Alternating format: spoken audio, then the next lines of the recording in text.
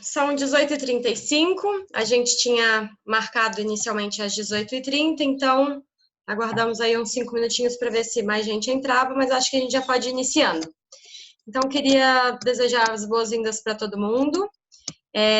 Esse é um webinário organizado pelos jovens da Rede Brasileira de Monitoramento e Avaliação, e com o objetivo de ouvir aqui o nosso convidado, Rogério Silva, que vai falar um pouquinho para a gente sobre uma experiência profissional dele, e nós, como jovens avaliadores, seja de idade ou seja de tempo de profissão, para que a gente possa entender um pouquinho melhor como é ser um profissional de avaliação e tal. E então a gente vai escutar o Rogério. Queria agradecer a presença dele, que ele tenha aceitado esse convite. E depois a gente vai ter um momento para fazer um bate-papo, para fazer perguntas para ele.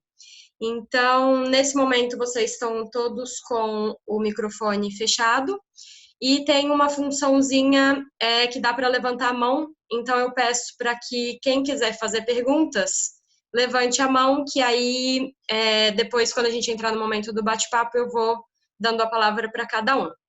Pode ser? E também lembrando que a gente tem a possibilidade de escrever no chat, então se alguém já quiser escrever diretamente a pergunta sem utilizar a palavra, também pode fazer por ali, tá bom?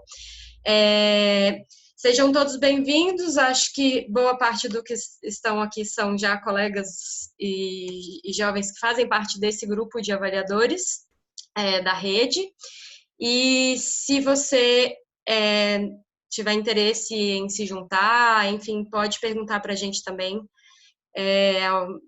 ao final, que a gente pode tá agregando aí mais pessoas nesse grupo. E a ideia é que seja um bate-papo mesmo, então todo mundo fique à vontade. Se quiserem colocar a câmera ou não, fiquem à vontade. Tá bom?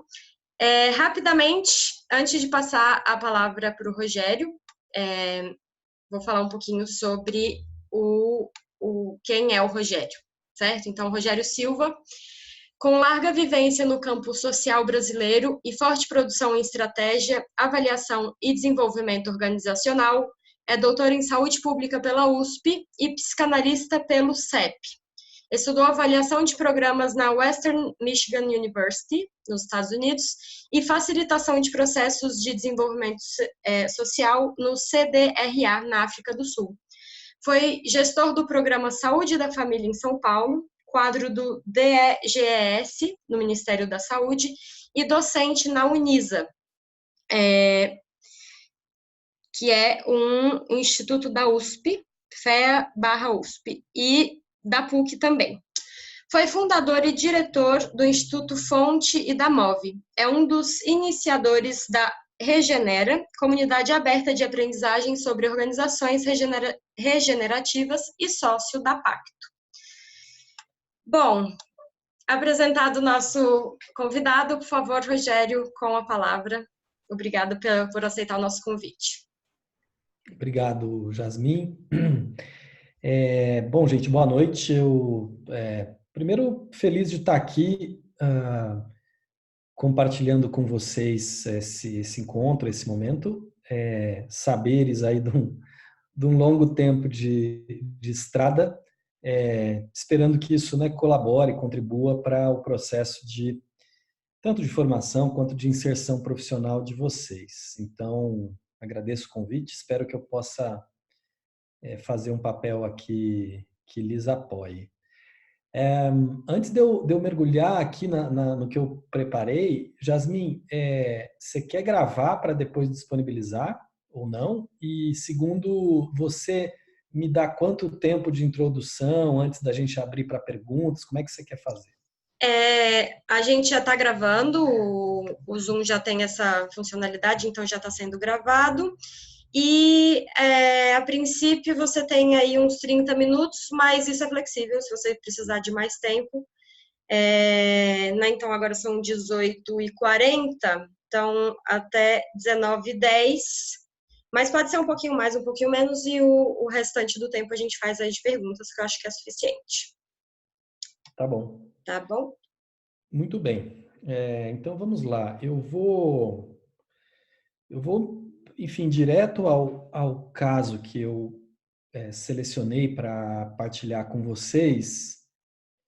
E a partir dele, creio que tanto pelos conceitos que eu acho que ele inspira, quanto por coisas das quais eu vou me lembrar, e também a partir das perguntas que vocês tiverem, eu, enfim, posso trazer outros elementos que eu pensava articular aqui na fala de hoje, tá? E eu, enfim, estou em casa nesse momento, estou aqui no nosso escritório aqui de casa, então a informalidade é isso. Em algum momento, talvez meus filhinhos apareçam por aqui, enfim, como eu estou em casa, então não estranhem. E eu quero começar compartilhando aqui a tela com vocês. Aqueles que estão sem vídeo, estão em trânsito ou estão em celular, talvez tenham um pouquinho mais de dificuldade de visualização. Eu vou falar o que está escrito, etc. Mas, enfim, aqueles que puderem olhar podem ir tendo um apoio visual. Aí não são muitos slides, eles são só um suporte para a minha narrativa, né? Eu separei um caso recente, que está muito vivo para mim, que não chegou ao fim ainda, porque ele vai se desdobrar em coisas novas e interessantes, mas eu entendi que ele agregava uma série de conceitos e de práticas e de vivências que eu queria partilhar com vocês. Tá? Se trata do desenho e implementação de um modelo de monitoramento e avaliação de resultados com recorte de responsabilidade social em saúde de uma organização filantrópica brasileira relevante, cuja identidade eu preciso preservar por um acordo de confidencialidade que está constituído aí nesse caso, tá? E como a Jasmine comentou, eu sou sócio da Pacto. A Pacto é uma empresa pequena, leve, que está localizada em São Paulo. Tem um conjunto de sócios e sócias, uma rede de colaboradores ao nosso redor, e a gente trabalha bastante com estratégia, com avaliação e muito nesse conceito de organizações regenerativas, né? Não é muito meu objeto hoje, mas enfim, quem tiver interesse pode conhecer o nosso site. Vocês estão vendo aí o slide? Sim. Legal. Tá, eu vou colocar em tela inteira aqui, tá? E manter o meu microfone aberto. Bom, então, esse material é curto, eu queria apresentar um pouco o propósito da minha apresentação, por que eu escolhi esse caso, falar da origem da demanda, né? Ou seja, onde é que essa coisa nasceu e por que ela nasceu, partilhar o método, né? A construção que a gente fez e tratar um pouco dos resultados aos quais a gente chegou. Tá? E ao longo disso eu quero falar de vários desafios com os quais a gente se relacionou. Tá? Então, o meu propósito é compartilhar uma vivência com vocês para contribuir né, com o desenvolvimento de cada um desse grupo, da própria rede. E, sendo mais específico, eu escolhi esse caso, né, primeiro porque eu gosto muito dele e eu queria, enfim, falar de alguma coisa que tem muito sentido para mim, porque é uma demanda complexa que chegou bem quadrada assim, para tentar uma equação, porque a gente procurou, e eu vou dizer a gente porque eu não estou sozinho nesse caso, eu tenho dois colegas que estão atuando comigo, uma colega e um colega, e a gente procurou responder com simplicidade, né, à medida do possível, porque é um caso que relaciona vários conceitos e práticas, vocês vão ver de que modo, e me pareceu que isso é rico para lembrar que as abordagens avaliativas, né, elas têm fronteiras muito cheias de vasos intercomunicantes entre elas, né? Porque esse caso trata também bastante de cultura organizacional, que é um tema que é muito caro para mim desde sempre na minha prática de avaliação. Já se vão uns 20 e tantos anos desde que eu comecei no campo. e porque o caso está a produzir resultados bem interessantes, né? E a origem da demanda, ou seja, né, quando isso apareceu, né, essa coisa chegou primeiro porque o Tribunal de Contas da União fez um parecer bastante duro a respeito desse conjunto de práticas, desse conjunto desse grande programa que abriga esse tema de responsabilidade social, tendo em vista que ele lança a mão de recursos públicos com um modelo de gestão privada para a qualificação do Sistema Único de Saúde, né? Então, obviamente que como ele usa recursos públicos não desembolsados, mas pela lógica do incentivo fiscal, então, claro, há um entendimento de que a gestão pública deve se ocupar disso e por isso o TCU trazia seus incômodos, né?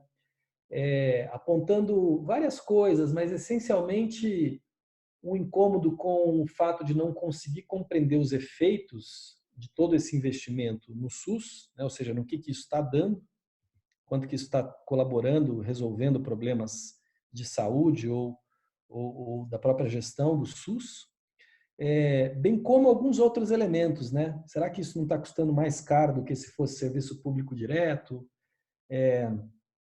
Será que isso não está muito concentrado em regiões que já têm excesso de recursos comparando com regiões brasileiras menos favorecidas, né? Então, várias críticas que o TCU levantou e que mobilizou esses atores filantrópicos a cuidar melhor dos seus processos de monitoramento e avaliação. Então, isso teve uma força interessante, né? Segundo um desejo da organização cliente, nesse caso, né, de melhor compreender os resultados, eles mesmos também, como operam muitas ações ao longo de cada ano. Essa é uma história que já tem alguns anos, quase uma década, então havia também um interesse grande deles. Um compromisso também com excelência, pela reputação que a instituição tem de qualificar o que está fazendo, e também um desejo de preparar um conjunto melhor de projetos para os próximos anos, né? Então, reparem que, quando a demanda chega, ela tem um input externo que vem do TCU, tem um desejo de reconhecer resultados, mas tem também um desejo de olhar para o futuro e poder construir projetos melhores, né? E nesse sentido, né, vale a pena ainda caracterizar que a demanda da qual eu estou falando, ela reúne 21 projetos dentro de uma carteira de investimentos, né? Então, vocês imaginam que não é pouco. Pensem também que isso significa quase 100 milhões de reais de investimento anual nesses 21 projetos. Então, isso também dá uma magnitude do tamanho dessa história. Dos 21 projetos, né, eles são muito distintos entre si, então uma grande heterogeneidade de práticas, de parceiros, de objetos de trabalho e de complexidade da ação. São dezenas de atores do Sistema Único de Saúde envolvidos nos 3 níveis de governo, né?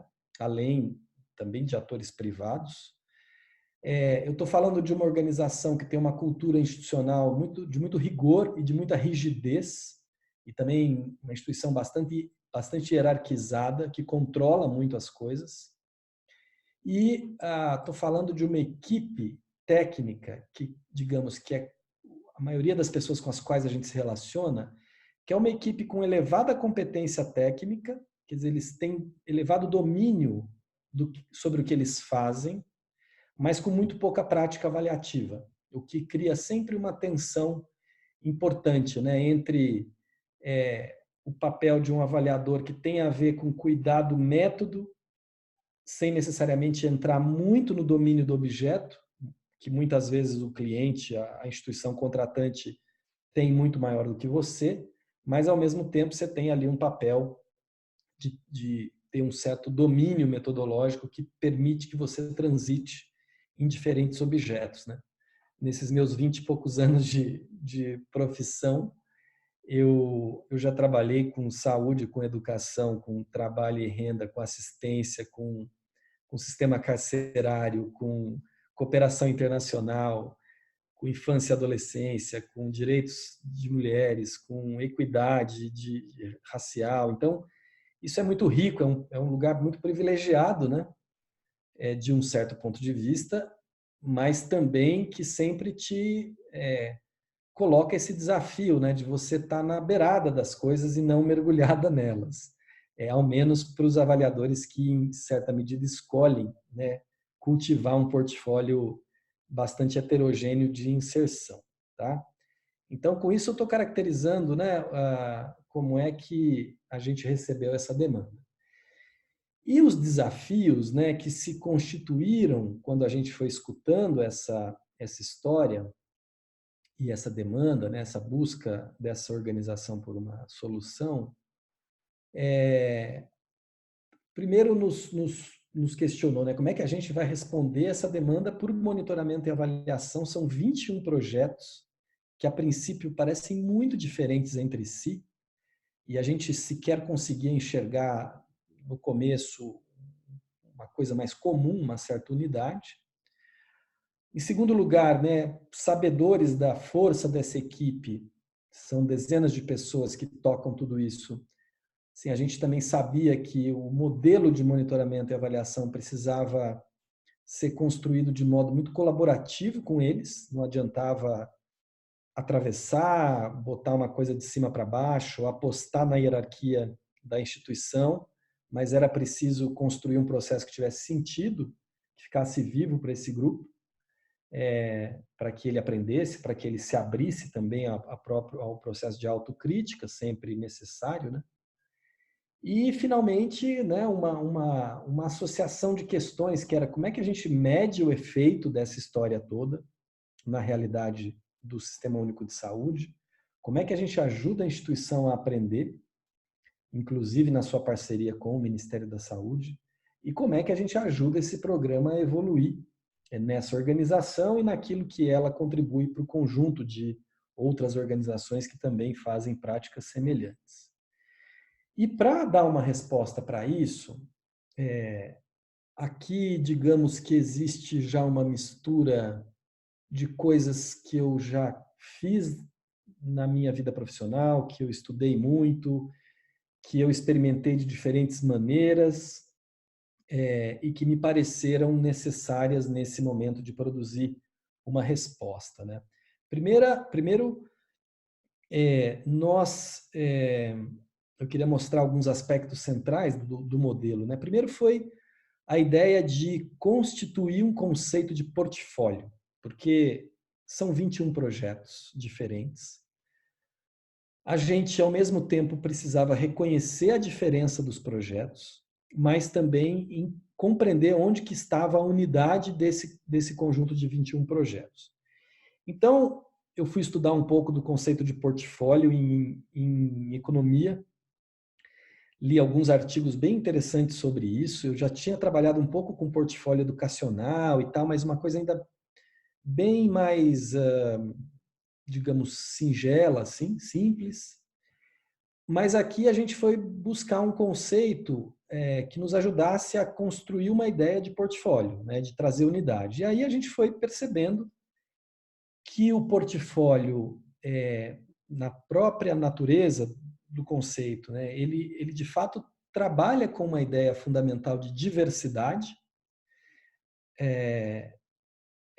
para que a própria ideia de diversidade signifique uma ideia de redução de risco, né, já que tem essa ideia de que se você bota toda a sua força em apenas um modelo, um jeito de fazer, né, se esse jeito está errado, você acaba perdendo muito mais. Então, essa diversidade metodológica, temática, ou no caso econômico, né, uma diversidade de focos de investimento, ela reduz o seu risco, porque dificilmente você perderá em tudo, né? Dificilmente você errará em tudo, ou dificilmente você terá problemas com todas as suas relações de parceria. Quer dizer, pensemos nisso de diversos modos. Mas a heterogeneidade do portfólio, né, nos ajudou a entender que a unidade também estava nesse conjunto de coisas diferentes, né? Ao mesmo tempo, era preciso pensar em coisas comuns. E aí a gente foi estudar os 21 projetos, olhar as organizações parceiras, olhar os planos que eram necessários e avançamos, né, numa compreensão de unidade que nos ajudou a construir um conceito de portfólio e a dizer para essa instituição, olha, tem aqui um portfólio, tem uma unidade, tem diferenças, mas tem convergências e a gente precisa pensar um pouco o que no conjunto esse portfólio quer alcançar. E a partir da ideia de portfólio, a gente constituiu uma teoria de mudança, que eu quero entrar em detalhes já já. Mas a teoria de mudança, nesse caso, ela procurou articular um conjunto de resultados esperados para todos os projetos, tanto individual quanto coletivamente. E esse foi um conceito bem importante porque foi a primeira vez que se pôde olhar para 21 projetos, supondo que eles poderiam convergir em alguns resultados comuns de médio e longo prazo, né? Eu vou voltar no tema da teoria da mudança já já. Depois que a gente elaborou uma teoria de mudança e que se tornaram claros os resultados esperados de curto, médio e longo prazo, e a gente pôde também agregar as estratégias que estavam em curso em 4 tipos distintos, a gente fez dois desenhos avaliativos complementares. Um deles, essencialmente, respondia a um interesse da alta gestão, e nesse caso a gente construiu indicadores transversais aos 21 projetos, ou seja, indicadores que de um modo ou de outro deveriam ser observados em todos os projetos para que nós pudéssemos compreender um nível de desempenho de cada um dos 21 projetos em um conjunto específico de indicadores que nós fomos construir com o próprio grupo de gestão de todos esses projetos. Em paralelo, a gente falou, mas tudo bem, tem o interesse da alta gestão, tem uma avaliação pelo conjunto do portfólio, tem uma teoria de mudança que busca uma unidade, mas a gente reconhece também que tem coisa específica de cada projeto que não pode ser alcançada por uma lógica mais transversal. Então, isso nos fez construir estudos específicos sob demanda, ou ad hoc, para cada um dos 21 projetos.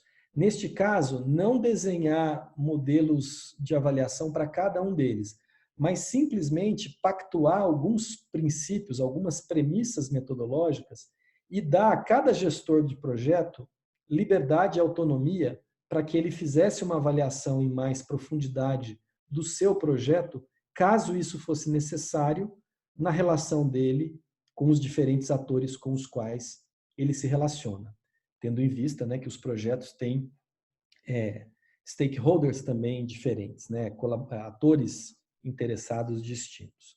E a partir disso, né, essas coisas rodando, tem produzido muitas aprendizagens, e nesse momento isso rebateu na ideia de que nós construamos critérios de elegibilidade para nova série de projetos, né? Ou seja, isso além de ter desenhado um modelo de monitoramento e avaliação que faz o acompanhamento do portfólio atual e que poderá acompanhar o próximo portfólio, que vai ser reconstituído, como ele sempre né, periodicamente, a gente também está trabalhando critérios de elegibilidade para dizer que tipo de projeto pode entrar no portfólio, que características que ele precisa ter, o que vai reforçando a qualidade do conjunto. Bom, então, esse é um slide que só clarifica aquilo que eu falei do portfólio, que foi um conceito importante, e que eu volto a chamar atenção, porque em muitas situações com as quais a gente trabalha, mesmo em organizações pequenas, que têm muitos projetos ou muitas ações, né, essa ideia de buscar uma certa unidade para construir uma avaliação é uma ideia importante, oportuna, como foi aqui nesse caso, né? Ou seja, associando o que é heterogêneo, mas entendendo o que é e o que precisa ser homogêneo. Sobre a teoria de mudança, e aí eu estou num novo slide aqui para quem não está olhando a tela, mas a gente fez uma construção de uma teoria de mudança num nível mais macro, porque quem trabalha ou já trabalhou com teorias de mudança sabe que quando a gente fala da teoria de mudança de um projeto específico, a gente consegue fazer uma teoria de mudança muito mais detalhada do ponto de vista da sua cadeia de resultados. A gente consegue ser muito mais específico, né? Mas quando a gente vai trabalhar com organizações como um todo, né, com macroestratégias, ou nesse caso, olhando um portfólio de 21 projetos, não tem como a gente ser muito detalhista. Então, a teoria de mudança, ela perde especificidade e ganha em abrangência e em macroestratégia. E aí vocês percebam que, ao construir essa teoria de mudança, o que interessa aqui nesse momento é olhar que a gente conseguiu enxergar e ajudá-los a enxergar três coisas que são relativamente simples, mas que na dinâmica operacional de 21 projetos estava muito escondida, estava muito invisível. Primeiro, que era o reconhecimento de que há uma linha de entregas e de produtos que diz respeito a, digamos, que requer que uma instituição ou que a instituição se atenha a aspectos de qualidade daquilo que ela está fazendo. E, num certo sentido, reporte números, reconheça o alcance, observe a qualidade do que está fazendo num nível bem intrínseco assim, aos projetos, mas compreenda também que se a avaliação para por aí, como é comum, a gente não consegue enxergar os efeitos das práticas na realidade. A gente precisa seguir, né?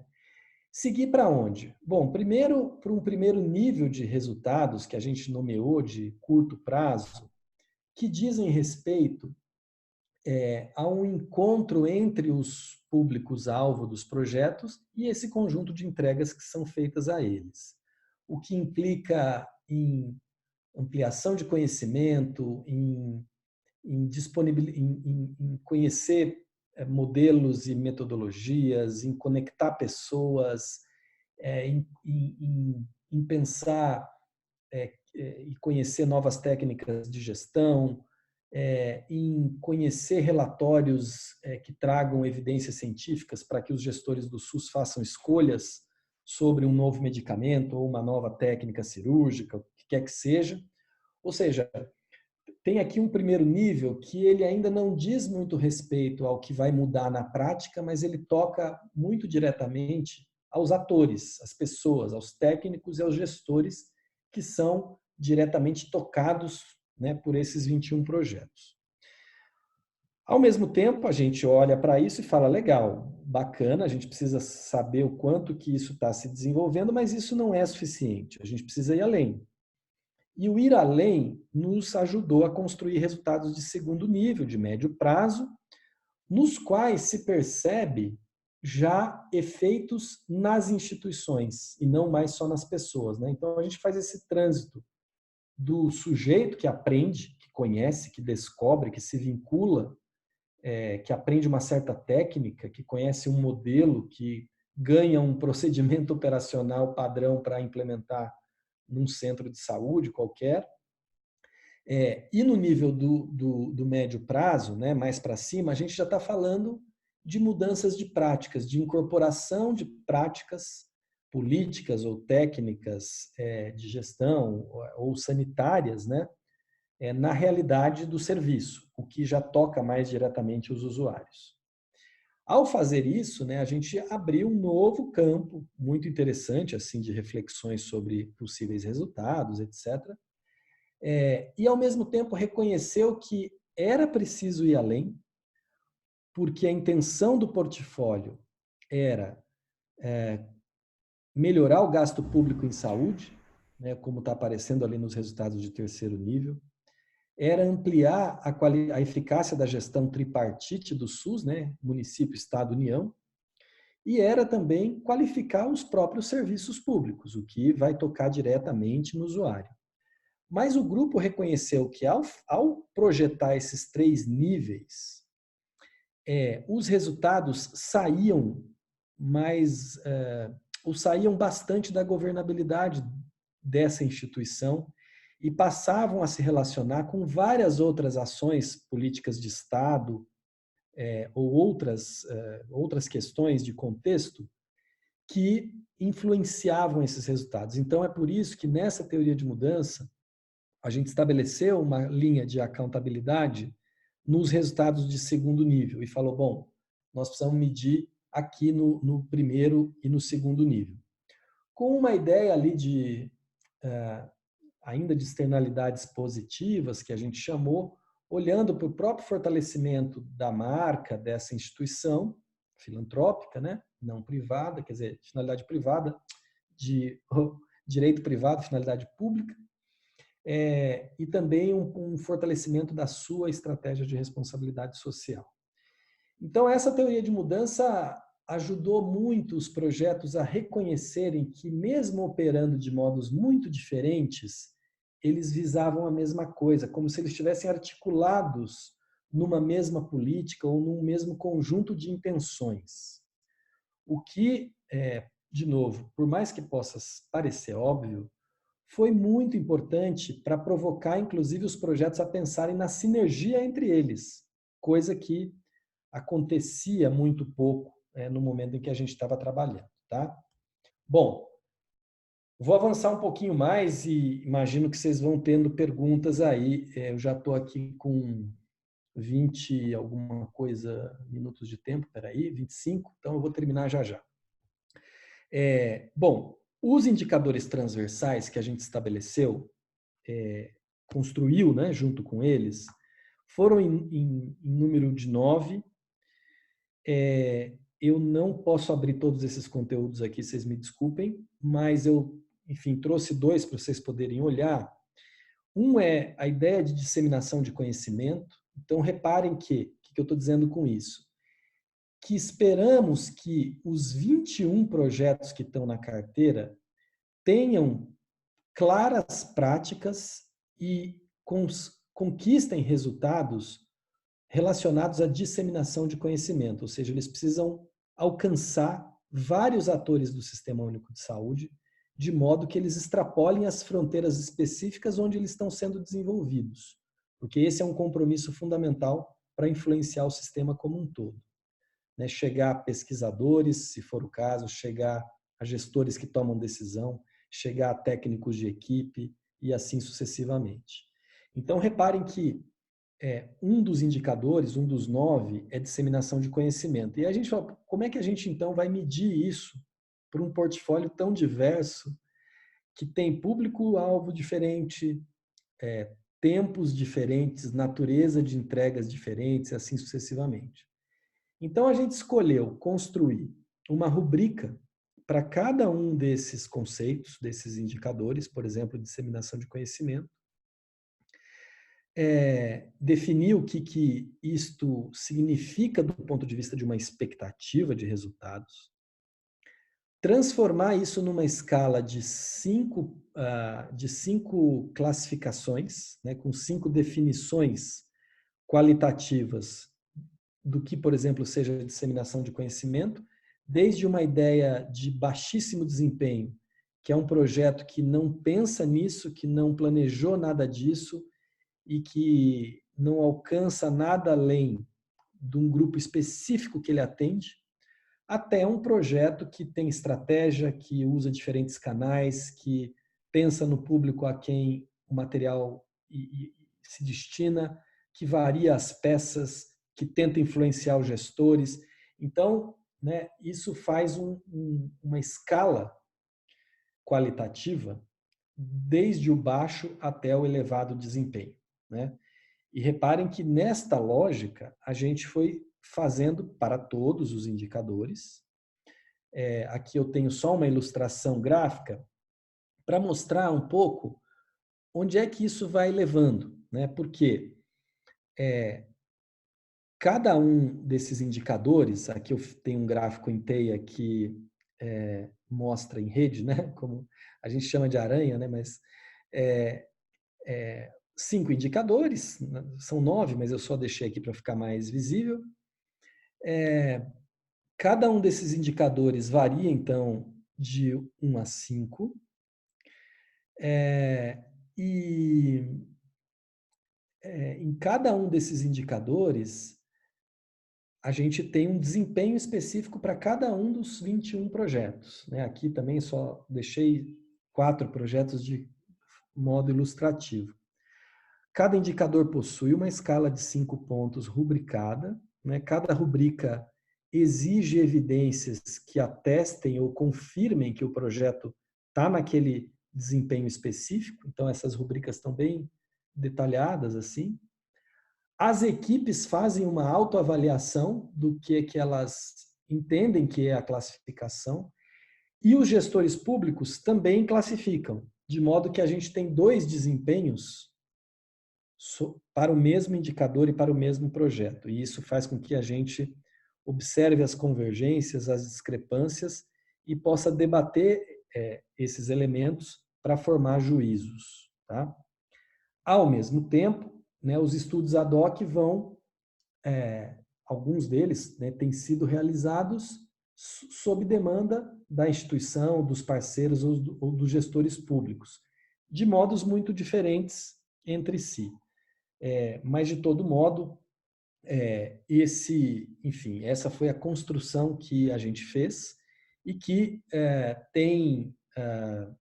enfim, tem movimentado muitas coisas, né? Eu queria usar 2 minutinhos aqui para ilustrar algumas coisas sobre isso, que são: primeiro, a gente conseguiu, acho que, atravessar uma barreira grande assim de resistência e de receio das equipes sobre o tema do monitoramento e da avaliação. À medida que a gente conseguiu envolver todo o grupo no processo de construção da teoria de mudança, nas escalas, na validação das escalas, na validação do instrumento, e isso foi deixando claro que o baixo desempenho não estava associado a coisas drásticas ou demissões ou essas coisas que sempre, né, operam nos grupos, mas realmente vinculada a uma ideia de melhorar o portfólio. Outra coisa foi que, ao fazer isso também, acho que a gente tem colaborado de um modo interessante para que essa rigidez e essa hierarquia que opera esteja mais perfurada, assim, mais permeável a essas construções que têm sido feitas por toda a equipe. E, finalmente, né, acho que esse que é um ponto mais fundamental, né, colocar todos os projetos nesse exercício de responder a todas essas rubricas, buscar evidências para elas. Teve uma dupla função, porque, ao mesmo tempo que produzir um juízo de valor sobre o status de cada projeto, colocando algumas coisas em xeque, né, a relevância, a aderência, a qualidade, assim sucessivamente, ao mesmo tempo, também começou a despertar novas agendas, tanto de sinergia, quanto de qualificação do que estava sendo feito, de modo que o portfólio, né, tem ganho muita qualidade a partir disso. Então, gente, eu queria, acho que, parar por aqui, por enquanto, e ir dialogando com as reflexões, com as perguntas de vocês, para a gente ir observando e entrando mais especificamente em alguns dos diversos conceitos que eu acho que estão por aqui. Tá bom? Ok. Obrigada, Rogério. Bom, gente, agora a gente pode fazer perguntas.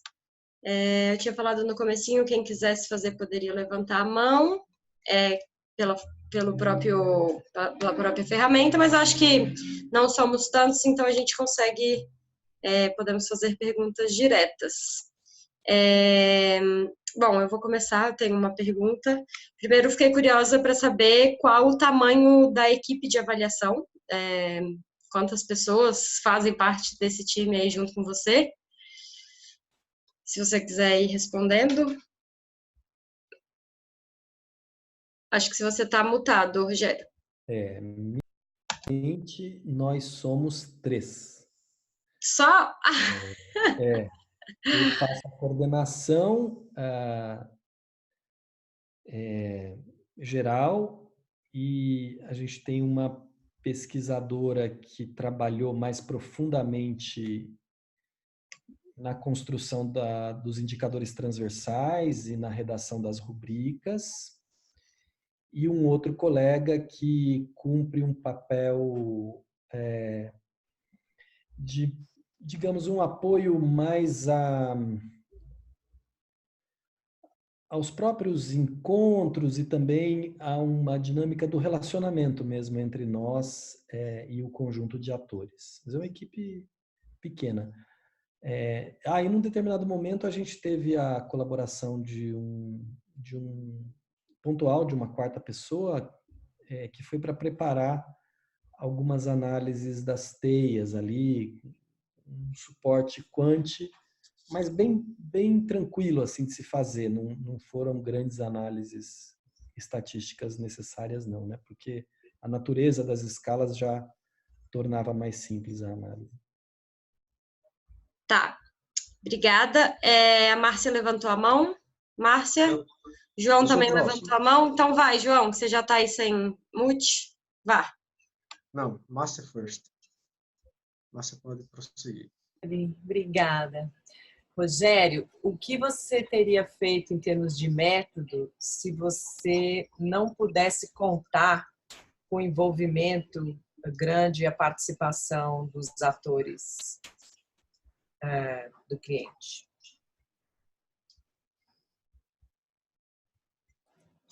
Ótima pergunta. Olha, Márcia, eu acho que eu primeiro preciso responder que se as equipes não tivessem participado de todo o processo, eu acho que seria muito difícil estabelecer um conjunto de critérios que efetivamente elas considerassem válidos. E nesse sentido, eu acho que a gente ia ter uma avaliação em que as pessoas ficariam o tempo todo se defendendo dos critérios, né? Como é comum nos processos que são rigorosamente externos, né? E que eu, honestamente, gosto menos, né? Ao longo da minha trajetória, eu sempre tive uma certa dificuldade em assumir um papel rigorosamente externo, assim. Eu trabalhei muito em interlocução com os atores, achando que isso era muito importante para construir modelos válidos, né? E reflexões críticas. É que não é sempre que é possível, né? Às vezes você consegue uma parte dos stakeholders e não consegue, às vezes, a principal parte, que é a ponta, né? Pois é. Ao mesmo tempo, acho que tem isso, né? Quer dizer, esse modelo, ele é um modelo que ele ficou colaborativo no nível da gestão e da equipe executiva dos projetos, mas ele não é um modelo de avaliação participativo no sentido de envolver vários outros atores do SUS que poderiam ter ajudado a construir o modelo, né? Acho que os atores se engajam no momento de responder, etc., mas não. Eu penso que talvez sem a possibilidade de mais interlocução com a equipe, eu acho que a gente teria optado por um modelo mais assim de avaliação de cluster, ou seja, dar mais autonomia para as equipes produzirem avaliações, depois tentar juntar tudo isso e buscar uma leitura comum a partir do conjunto de 21 diferenças. Mas eu não teria entrado numa ideia de faria esse modelo assim absolutamente de fora para dentro, porque eu acho que ele não produziria os efeitos que a instituição queria produzir. Ok, obrigada. João? Oi, sou eu. Então, boa noite, Rogério. Obrigado pelo compartilhamento das experiências. Na verdade, a minha pergunta vai ser uma grande inclinação sobre o motivo desse webinário, né? Essa movimentação de jovens avaliadores. Então, é uma pergunta que vai diretamente numa frase que você citou no início, que eu acho que deve surgir muito como dúvidas de muitos de nós. Você falou assim que você trabalhou com a diversidade de temas, saúde pública, sistema carcerário, cooperação técnica, e depois você trouxe uma frase que é muito verdadeira. Pelo menos a impressão que eu tenho de que o avaliador ele precisa estar ali, você colocou como você na beira ali da questão metodológica, né? E ao mesmo tempo você não mergulha diretamente no tema. Então, eu queria saber, com base esses longos anos de experiência numa temática de avaliação, o que é que vem primeiro, se é o ovo ou a galinha? A gente vê muito em termos de referência que precisa ter tantos anos de experiência numa temática e assim poder fazer a avaliação. Então, qual é a sua contribuição para essa rede de jovens avaliadores? Se seria melhor focar em alguns aspectos em temas, ou seja, se especializar em setores, ou se seria melhor se especializar em questões metodológicas que se relacionam com monitoramento e avaliação, se é um pouco de cada um, ou como adquirir essa experiência profissional no início de carreira. E uma segunda pergunta que é só para complementar, que é justamente diante dessa sua diversidade de tópicos, você mencionou que nesse trabalho que você apresentou, a equipe era de 3 pessoas. E em outras consultorias, então, tratando de outros temas, como é que você faz para criar essa equipe? Então, para cada um, você vai chamar um especialista no tema e se junta com outros avaliadores, ou a simples experiência em monitoramento e avaliação faz com que você se junte a outros avaliadores que não necessariamente são tão especialistas em tópicos A, B ou C. Obrigado.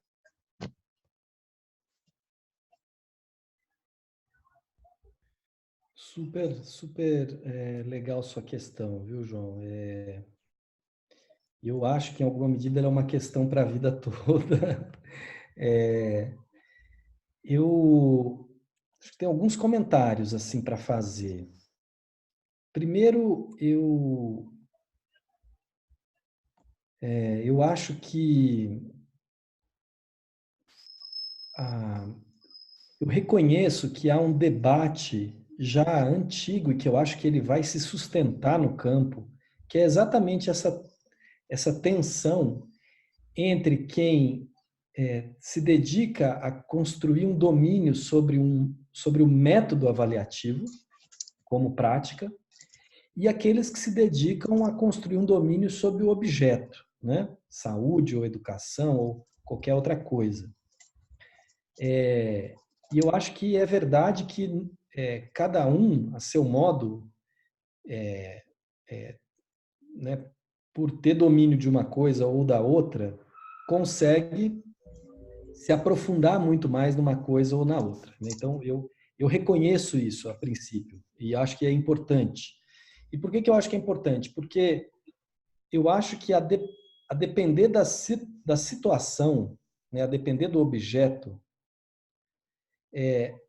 a avaliação não consegue funcionar sem um suporte técnico de aprofundamento. Então, mas não é sempre, né? Então, acho que assim, há casos em que eu trabalhei numa avaliação educacional cuja natureza das perguntas, cujo acúmulo que o grupo tinha sobre um determinado objeto era suficiente para que eu precisasse cuidar apenas de um método de investigação para produzir um juízo e ajudar a aprender sobre aquilo e etc.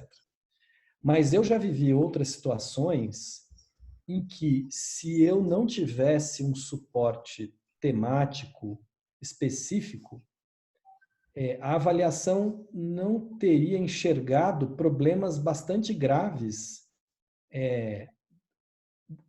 digamos, daquilo que são são modos de operar ou modos de funcionar daquele objeto específico, né? Então, por exemplo, quando eu fui trabalhar com o sistema carcerário para estudar como é que uma determinada política estava lidando com as presidiárias, né, que eram gestantes, e com as crianças que nasciam no sistema prisional, se eu não tivesse aí um suporte de alguém que compreende muito sobre desenvolvimento infantil, que, que, que não tivesse capacidade de, né, usar a sociologia da infância para estudar os fenômenos com os quais a gente se relacionou, eu poderia ter feito uma avaliação muito pobre do ponto de vista da necessidade de apontar os limites e as falhas daquela situação. Então, eu acho que cada caso vai requerer que a gente pondere um pouco, para que a gente não se arvore a achar que, já que somos avaliadores, então avaliamos qualquer coisa, e acho que esse é uma armadilha perigosa, digamos assim, e por outro lado, também para a gente não achar que a gente só vai conseguir ser um avaliador se a gente tiver profundo domínio de um objeto. Eu acho que esses extremos é que a gente precisa evitar e buscar uma composição, né?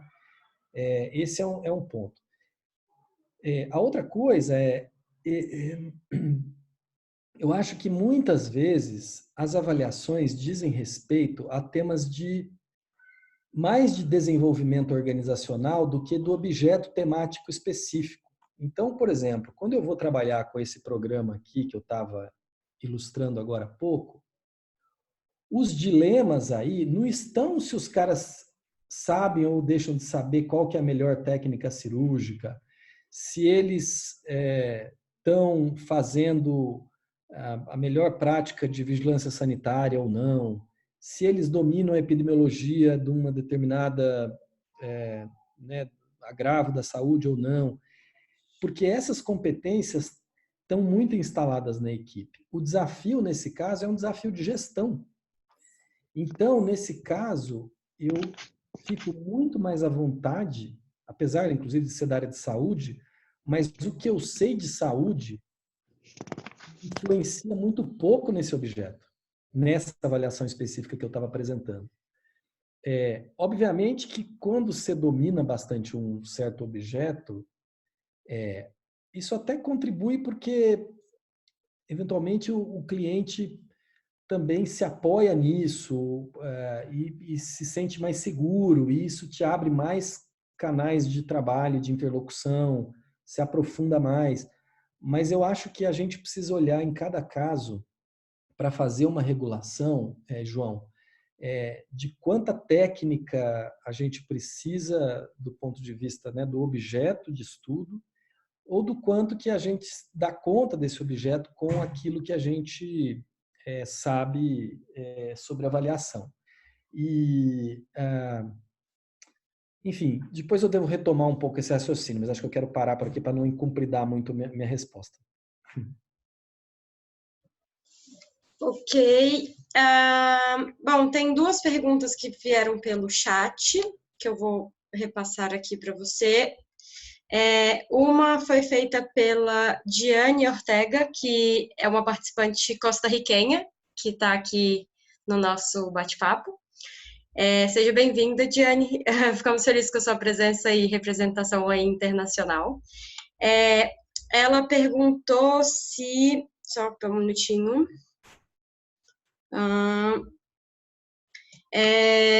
Após o comentário da Márcia, que você estava falando da questão de se misturar um pouco com a equipe, né, de ser um pouco interno ou externo, ela pergunta como foi combinada a análise da avaliação interna e externa.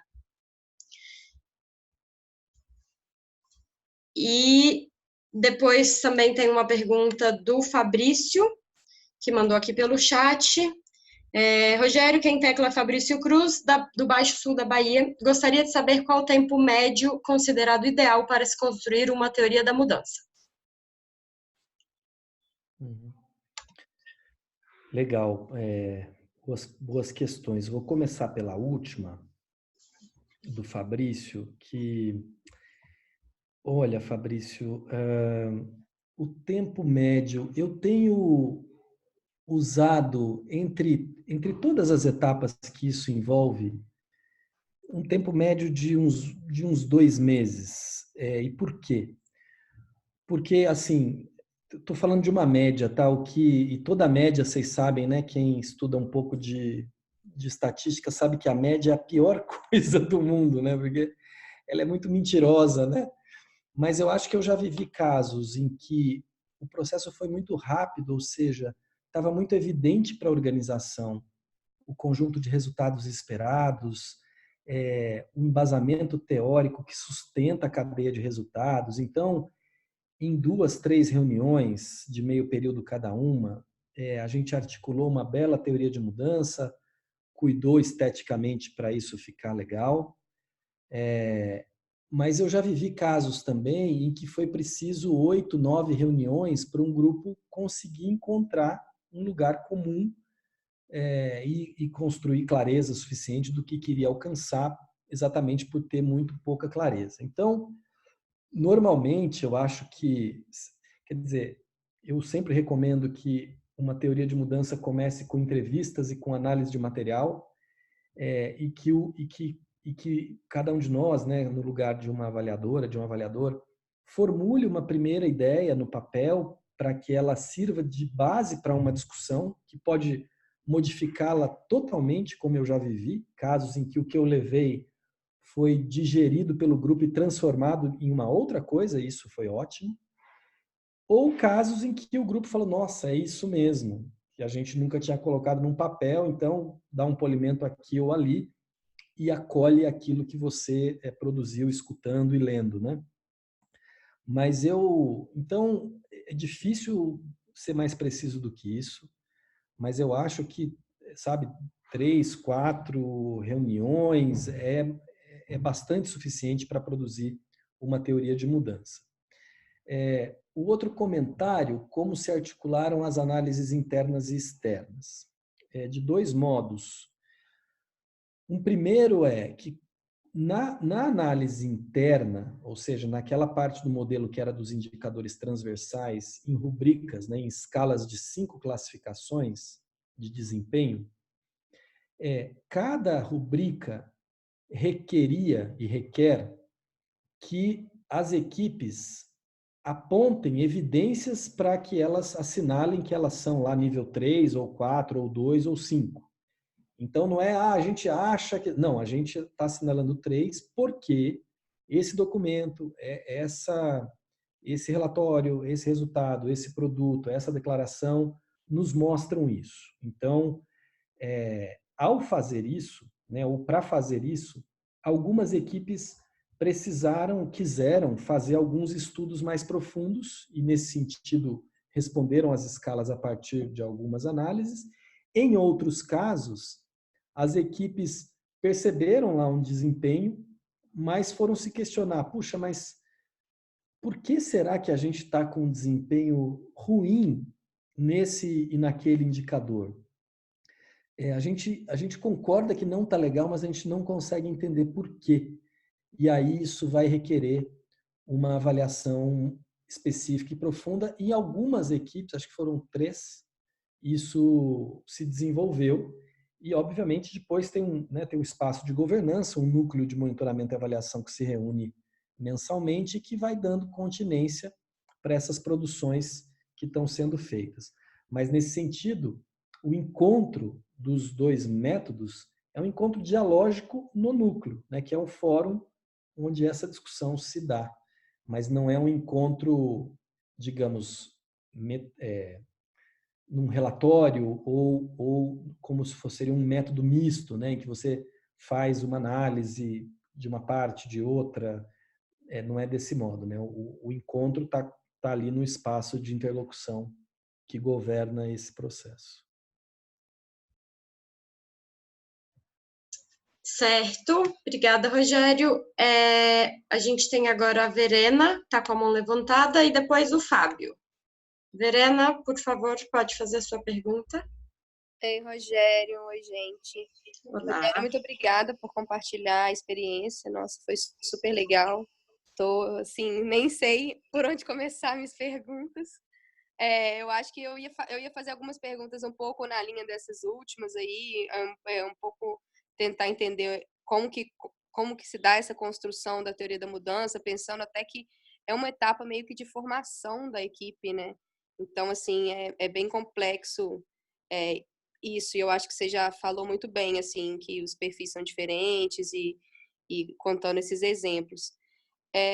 Eu ia te perguntar um pouco também relacionado ao monitoramento, assim, o quanto esse projeto ele pôde se consolidar como um monitoramento mais é, fixo, assim, ou se foi uma avaliação mesmo que resultou e foi feita com equipes externas e acabou aí, ou não, se as equipes elas trouxeram isso para dentro e se houve essa possibilidade. Queria um pouco que você falasse um pouco sobre essa diferença, sabe, de monitoramento e avaliação quando se constrói uma matriz como essa, assim. Legal, obrigado pela pergunta. Então, eu acho que assim tem um ponto importante aqui, porque primeiro que acho que acho que a literatura diferencia bem monitoramento de avaliação, etc. Mas eu acho que eu sustento uma ponta de dúvida sobre a diferenciação que se faz na literatura, e eu sou favorável que se misture as coisas. Por quê? Porque eu não advogo pela ideia de que o monitoramento deva se ater apenas ao que são as metas pré-estabelecidas e simplesmente observar o alcance ou não delas e, em caso de sinais de alerta, fazer uma correção de rumo, né?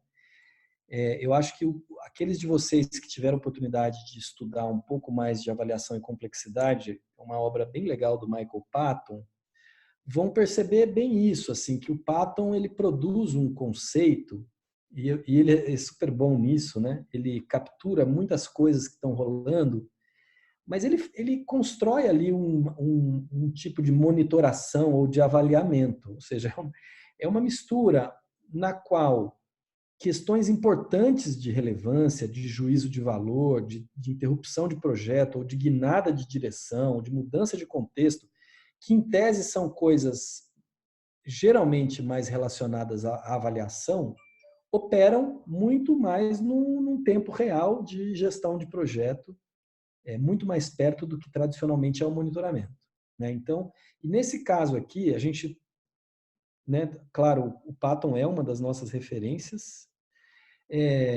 há muito tempo, né? Não só nisso, mas já era no Utilization Focused, né? Que também é um outro material muito bacana, que eu recomendo que vocês estudem bastante, aqueles que ainda não o fizeram. Mas a gente fez uma diferenciação que era o escritório de projetos vai acompanhando uma série de variáveis bem tradicionais, assim, cronograma, desembolso, entregas, calendário de reuniões, número de participantes nisso e naquilo. E a gente acha que isso é importante, faz um certo controle, mas quando a gente constrói a teoria de mudança, a gente fala, ó, super legal isso que o escritório faz, mas reparem que isso que o escritório faz é só a camada mais fácil, né? Isso que o escritório de projetos requer de vocês é nada além de digamos, de um olhar para aquilo que vocês governam quase que absolutamente. Então, cumprir calendário, desembolsar o dinheiro, contratar bem, são coisas que os gestores precisam fazer, precisam dar conta, não tem muito drama nisso, assim. E a gente também não precisa gastar muita pestana para pensar nessas coisas. Vamos olhar para cima.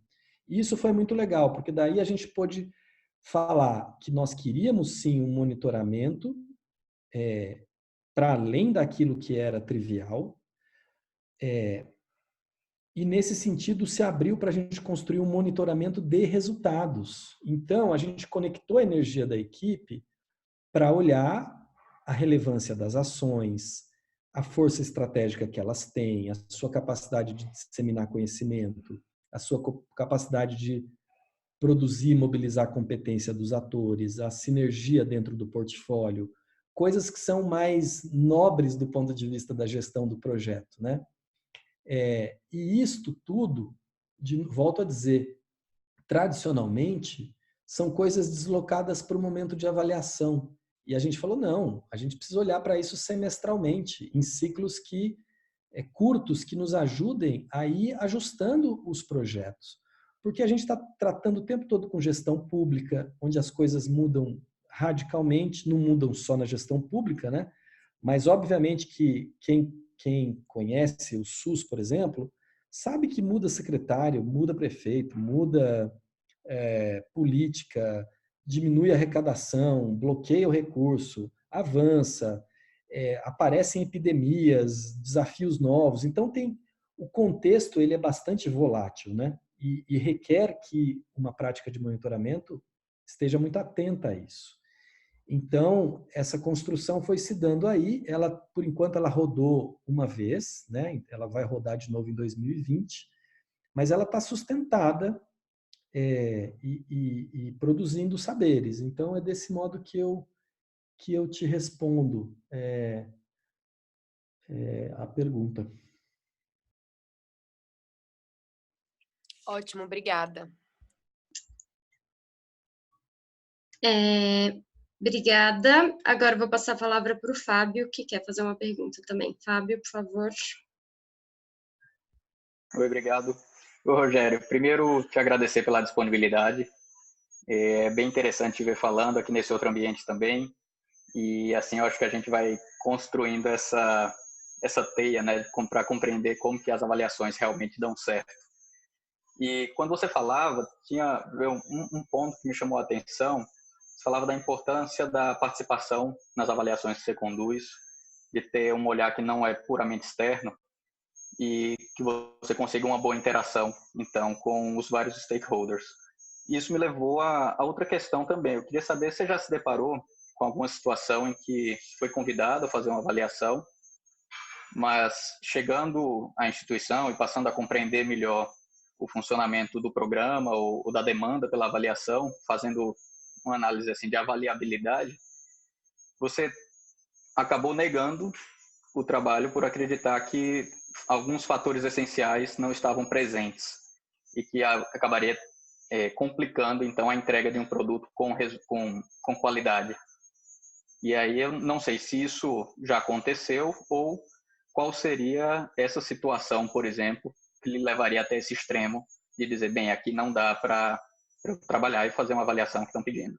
Obrigado.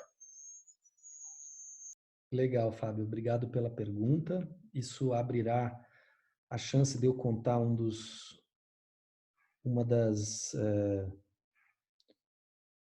acidentes, assim, erros, né, de processo que eu cometi ao longo da minha carreira, que vai ser legal partilhar.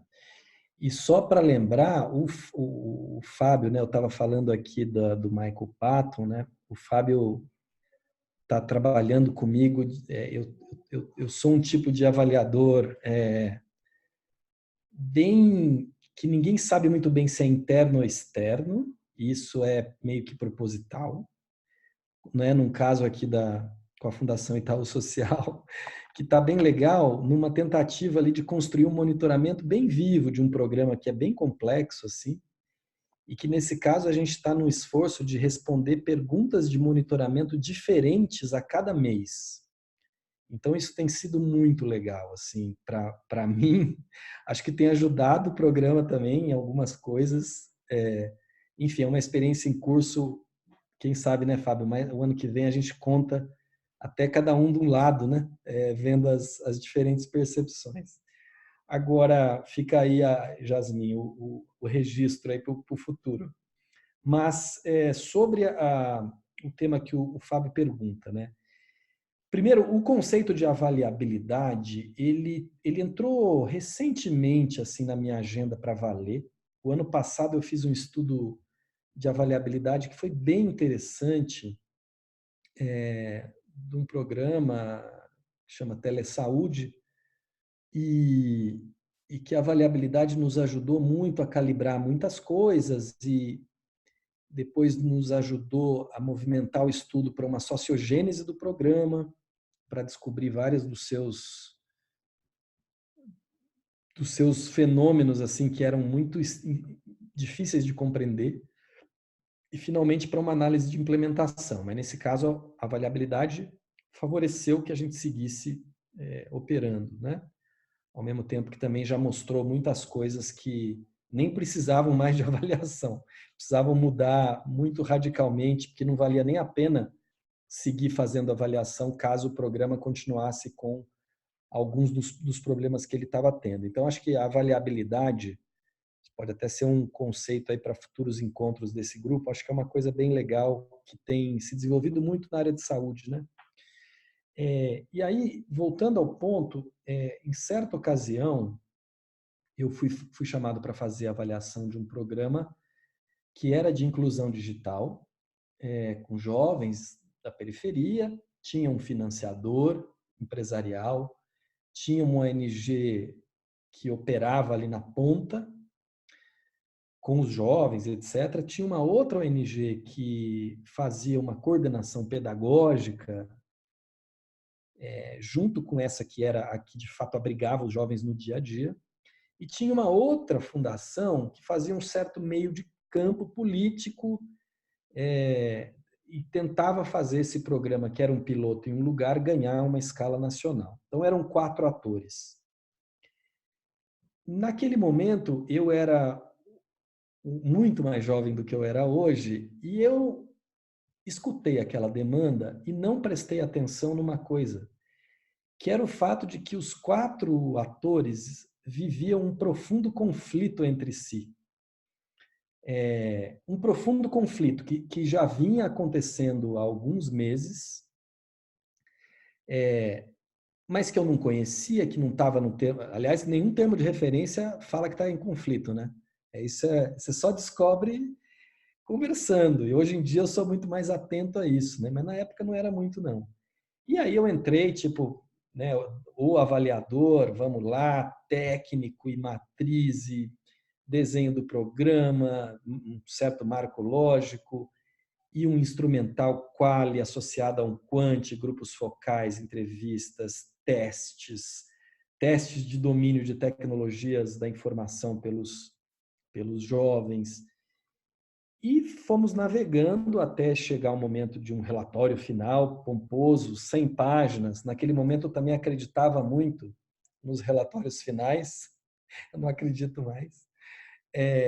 E aí que a gente foi se dar conta de que tudo que a gente trazia de informação se tornou munição para o conflito, ou seja, quem queria apontar falha do outro, criticar o outro, bater no outro, se defender do outro, começou a usar o material para fazer essa dinâmica e, obviamente, que para se defender uns dos outros, eles também passaram a atacar brutalmente a equipe de avaliação. Então, foi um caso muito, muito importante, assim, eu aprendi muita coisa nessa história, e assim, nada do ponto de vista metodológico, né? No sentido estrito do que possa ser uma metodologia de investigação da realidade.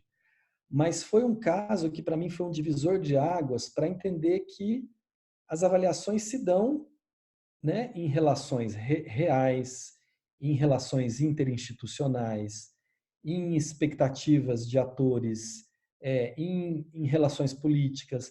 Então, esse campo ele se tornou muito forte para mim dali para frente, para eu poder regular efetivamente o caminho que eu percorreria com a metodologia, sabendo quando é que eu ia querer fazer mais confronto, quando que eu não ia, e eventualmente algumas situações em que eu preferia não avaliar.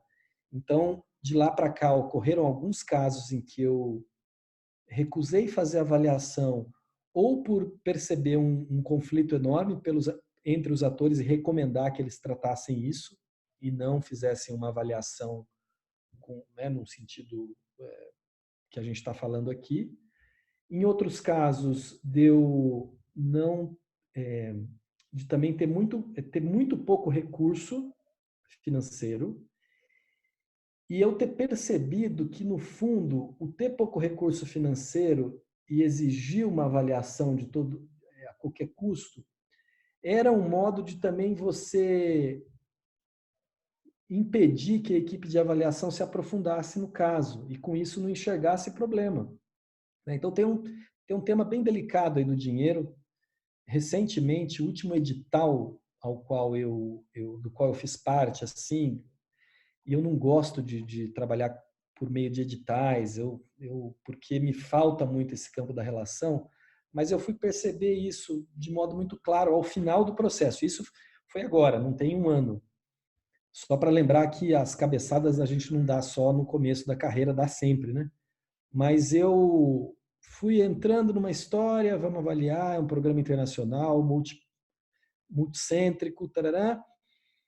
Chegou ao fim, eu fui percebendo que todos os constrangimentos metodológicos que o termo de referência havia imposto e que eu aceitei, no final das contas, impediam que a gente escutasse onde que as coisas estavam ruins no programa. E a gente só percebeu isso ao final.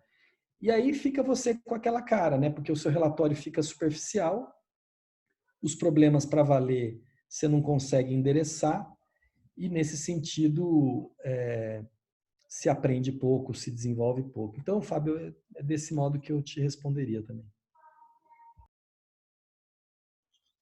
Obrigada. A gente tem mais uma pessoa com a mão levantada, a Patrícia. Patrícia, pode fazer sua pergunta, por favor. Vocês estão me ouvindo? Oi, boa noite. Boa noite, estamos te ouvindo. Então, eu peguei o meio da conversa, né, porque eu estava num outro compromisso, e eu queria, aproveitando que o Rogério estava falando de início de carreira e dessas dificuldades que ele teve, e queria perguntar para ele, assim, eu acabei de me formar em gestão da avaliação e eu tenho tido, assim, uma visão que não tem muito campo para gente que quer começar, que está cheio de conhecimento adquirido, né, na faculdade e que quer começar a trabalhar com avaliação e não sabe por onde começar. Eu queria ver se ele tem essa dica para nos dar em relação a isso, como é que foi o início da carreira dele, como que a gente faz para se inserir no mercado, porque a gente tem toda a teoria, mas não consegue praticar, porque a maioria dos locais pedem experiência, né? De no mínimo 2 anos e tal. Então, eu queria que ele desse uma dica para a gente que está começando agora, para poder saber como é que a gente faz, né? Como a gente começa a trabalhar com avaliação. Legal, Patrícia. Super bacana a sua pergunta também. Bom, gente, primeiro, né, tem um ponto. A gente vive um momento de muita restrição no Brasil, né, que é muito ruim no geral. Então, parte da dificuldade do ingresso de alguns de vocês e de muitas outras pessoas tem a ver com a situação que a gente vive, né? E muito piorada, né, do meu ponto de vista, nos últimos 3 anos. Agora, a despeito disso, me parece que tem... É a Patrícia que fez a pergunta, né? Isso. Que tem, acho que, alguns movimentos, assim. Primeiro, a maioria das organizações da sociedade civil não tem muito recurso para fazer avaliação, ou quase nenhum. Uhum. Então, claro, para aqueles que conseguem, ao longo da faculdade, ou mesmo logo que se forma, fazer alguma prática voluntária, etc. Acho que isso vai compondo um certo currículo. Isso é uma coisa. Obviamente que, né, também a gente precisa ganhar dinheiro, então eu não estou dizendo uma coisa leviana, assim, mas eu acho que é importante. O segundo ponto, eu acho que diz respeito à possibilidade também de ir em grupos pequenos, talvez construírem algumas lógicas coletivas de avaliação. Assim, eu tenho até um pouco de dificuldade de formular isso exatamente, mas, assim, na nossa prática, nós ainda não conseguimos relacionar todos esses conceitos de consumo coletivo que a gente tem observado em diversas áreas em avaliação. Então, eu não sei se alguém de vocês está pensando nisso, mas creio que a gente pode encontrar modos através dos quais as organizações, um conjunto de organizações pague muito pouco, mas como elas são um conjunto, elas acabam conseguindo uma boa prática de avaliação de um pequeno grupo, de alguns empreendedores, quase como se eu estivesse dizendo aqui, olha, assim como os caras inventaram aplicativos que de algum modo baixam o custo para quem consome e asseguram renda para quem vende o serviço, eu acho que a gente precisa buscar alguma engenharia no campo da avaliação. Eu acho que, né, esse é um segundo comentário. O terceiro, que eu acho que tem a ver com o ingresso no campo, e que eu acho que esse é um desafio para a rede faz tempo, né, que é a gente também poder publicar mais, se tornar mais visíveis, né, com algumas revistas, ou, né, a rede, por exemplo, né, como ela funciona ali no Ning, hoje em dia tudo bem, já tem o Facebook, etc., mas a comunidade ela acaba ficando menos visível e menos acessível ao conjunto das organizações, né? Sim. Da sociedade civil. Então, me parece que cuidar da vitrine, digamos assim, de cada profissional ou do conjunto de profissionais é algo importante. A outra coisa que eu acho que eu quero reforçar, porque eu ouvi isso da Jasmine há pouco tempo, mas é mesmo um advocacy da rede para que as várias empresas que fazem avaliação, ou profissionais mais autônomos, ou as fundações, os institutos, mas também priorizem, abram vagas e chance para a galera mais jovem. Eu acho isso bem importante. E assumo aqui para vocês que eu não gosto desse critério dos editais pedirem 5 anos ou até 10 anos de experiência. Eu acho que isso é quase uma reserva de mercado. Eu acho que essa não é uma prática pensada. Acho que isso virou um tipo de padrão em muitas organizações, sobretudo os órgãos de cooperação, que eu acho que construíram grandes escritórios avaliativos que formularam tanto regramento que acabaram por reduzir a diversidade do ambiente, né? Então, eu sou um pouco crítico a esse modo como os editais têm sido armados pelas organizações, sobretudo as que contratam consultores autônomos, né, como os órgãos ligados à ONU, etc. Eu apostaria em modelos bem mais simples do que o que eles estão usando. Eu não sei, Patrícia, se isso te responde, né? Mas eu acho que são essas várias coisas que precisam estar aí na agenda. E mais visibilidade, mais publicação, e mais advocacy, eu acho que é super importante. Tá ótimo. Obrigada, Rogério. Obrigada. Patrícia, se você ainda não faz parte da rede, faça parte. Lá acaba sendo, acho que, a nossa principal fonte assim, de informação do que está acontecendo, de oportunidades. E te digo também que a gente, como grupo de jovens, estamos buscando esses caminhos. Temos aqui muitos jovens participando aqui desse bate-papo. E esse webinário, por exemplo, é uma ação nesse caminho, para a gente começar a conhecer um pouquinho de experiências de alguns profissionais e que eles também possam ter contato com a gente, né? Então, assim, estamos aqui. Estamos na luta, começando a carreira. E é isso. A Márcia levantou a mão e queria dizer que, infelizmente, a gente vai ter que começar a caminhar para o fim, né? Que a gente tinha um horário combinado. E agradeço mais uma vez ao Rogério pela disponibilidade. Márcia, por favor. Eu queria fazer um comentário. Rogério, eu fiz um levantamento das demandas na rede. A gente divulga muita demanda e eu fui surpreendida pelos seguintes números. 63% da demanda dos últimos 5 anos são 65% são de organismos internacionais ou ligados à ONU, ou bancos internacionais, ou ONGs internacionais. E muito pouco dos investidores sociais privados, muito pouco de governos. Dos governos, a maior demanda é de governo federal. Só para completar esse raciocínio e também dizer que essa ideia da vitrine é um dos projetos aí que a gente está planejando e já tentando formular na rede, né? A gente está chamando de banco, mas é uma plataforma onde a demanda e a oferta possam se encontrar melhor. E publicação é outra coisa que está previsto, planejado para o ano que vem, a retomada aí da revista, em outras bases, né? Só isso. É legal.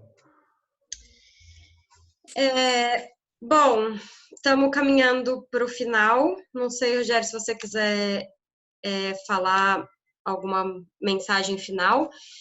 Assim, um pouquinho do meu sentimento, eu queria agradecer muito a sua disponibilidade em conversar com a gente, contar um pouquinho da sua experiência, e acho que acalma um pouco o coração ver que, nesse caso que você apresentou, chegou uma demanda muito complexa e que vocês conseguiram transformar numa coisa simples.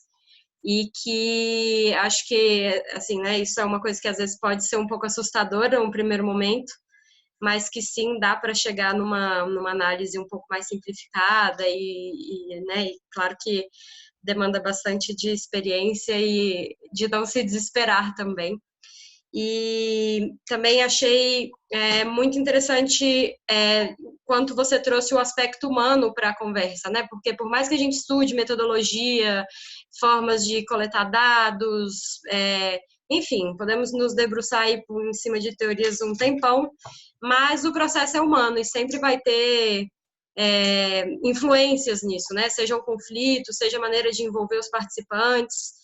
Então, que é importante para a gente também, como avaliadores iniciando na carreira, termos noção disso, né?